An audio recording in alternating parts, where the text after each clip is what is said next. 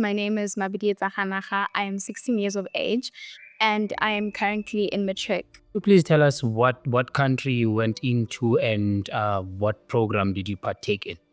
So last year on the 15th of September, we landed in the United Kingdom in London to participate in the SOBC.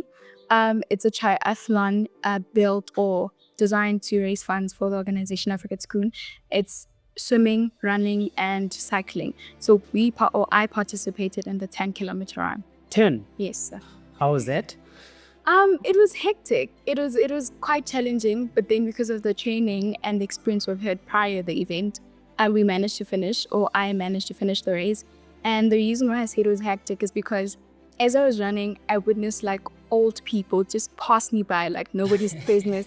And I'm shook, because like, what? As young as I am, then I realized that I need to work on my fitness. Though before I get to those details, please let me know an overall impact that the entire trip had within your life. The trip had a huge impact on my life, as before we traveled, my school even recognized me as a young girl traveling to the United Kingdom.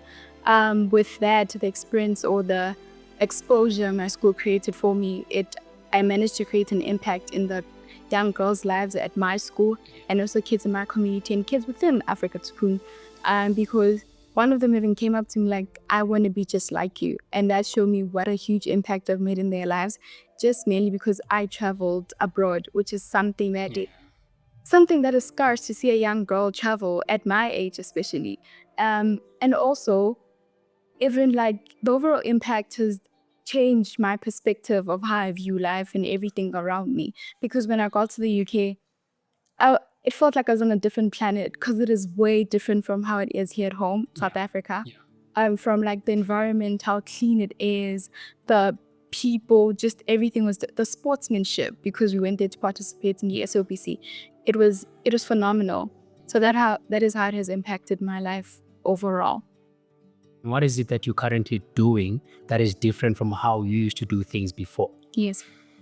So back to my school, as sports, like from the UK, my experience, sports has taught me discipline, right? And the importance of patience and leadership. So at my school, I was nominated as head of discipline at my school, thanks to the SOBC, because it has taught me like real discipline. So now I'm the head of discipline. I'm also an RCL. And yes, throughout for class of 2025 and throughout my training session, when I got back from, I also realized that when people say we must take a break from academics to make sure that you enjoy something you like, you must also take a break from it. So with sports, it helped me because I kept on like exercising regularly and constantly.